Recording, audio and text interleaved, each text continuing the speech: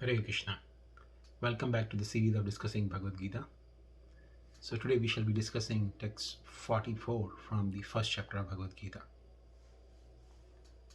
Om Jnanatimidandasya Jnananjana Chalakaya Chakshurun Mritam Yena Tasmai Shri Gurave Namaha Vanchakalpatarubhyascha Kripa Sindhubhya Evacha Patitanam Pavanebhyo Vaishnavebhyo Namo Namaha Shri Krishna Chaitanya Prabhu Nityananda Shri Advaita Gadadhar Shri Vasadi Gaura Bhakta Vrinda Hare Krishna Krishna Krishna Hare Hare Hare Rama Rama Rama Hare Hare. Hare Krishna. So the text 44 is Aho bat mahat pāpaṁ kartum vyavasitā vayam rājya-sukha-lobhena hantum sva-janam udyatāḥ. Translation: Alas, how strange it is that we are preparing to commit greatly sinful acts. Driven by the desire to enjoy royal happiness, we are intent on killing our own kinsmen. So, here in this words, Arjuna is expressing his wonder. He's saying, Aho, bata means, Aho means alas. And bata is used in the sense of how strange it is. He's expressing his wonder.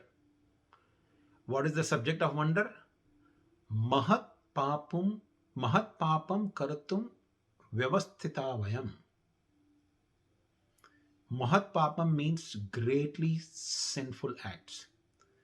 Mahat pāpaṁ kartum, we are willing to commit greatly sinful acts. Vayam. So we are preparing to commit greatly sinful acts for yad rājya-sukha-lobhena, driven by the desire to enjoy royal happiness, hantuṁ sva-janam udyatāḥ. We are intent on killing our own kinsmen. So we are committing, we are ready to commit sinful activity of killing our own kinsmen simply for the sake of having some gain in the form of rājya-sukha, some royal happiness. So Arjuna is expressing his wonder that being greedy or being driven by the desire to enjoy the royal happiness, we are about to be killing our own relatives, our own kinsmen, which is forbidden in the scriptures to do. Now, of course, we know in the modern histories, they are filled with such killing,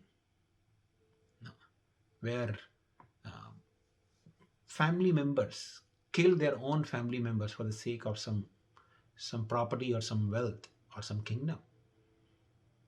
For example, Aurangzeb, one of the Mughal kings, one of the last Mughal kings, he killed his own brothers. He butchered them and he imprisoned his own father simply for the sake of attaining the kingdom so that he could become the emperor. Similarly, Kamsa, we read from Srimad Bhagavatam, Kamsa, he became inimical to his own family members. He captured his own father and imprisoned him and occupied his throne. He was even willing to kill his own father. He was willing to kill the relatives simply so that nobody should oppose his position as the king. He was willing to kill his own sister, Devaki, just because he was having some celestial fear. He heard celestial prophecy that the 8th child of the sister will kill me. It was not the sister who was supposed to kill him. It was the 8th child of the sister. And he was willing to kill his own sister. So this is the demoniac nature. What Arjuna is expressing here is it's kind of a demoniac mentality. To kill one's own relatives simply so that one can gain some property or some wealth or some kingdom. This is actually a demoniac mentality, not befitting to Vaishnavas like Arjuna. No. So Arjuna is expressing wonder that how is it that I have become so demoniac? Because such killing generally constitutes serious karmic reaction. Serious karmic reaction in the sense a person will be deprived.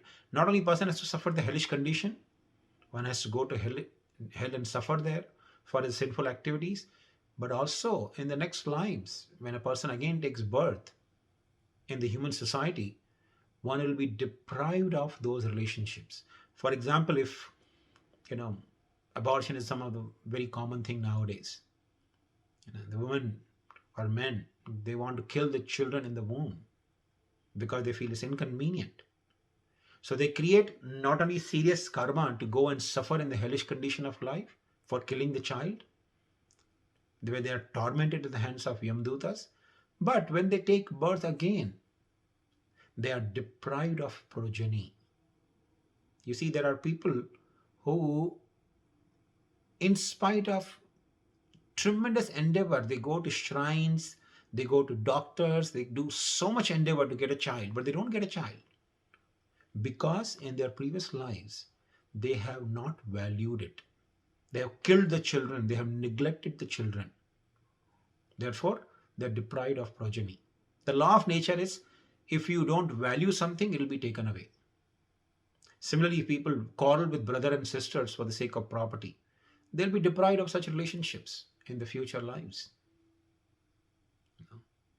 It's very stressful life if one has to live alone in the childhood without having any siblings. It's a mentally stressful condition. A child has to remain all alone, in his childhood.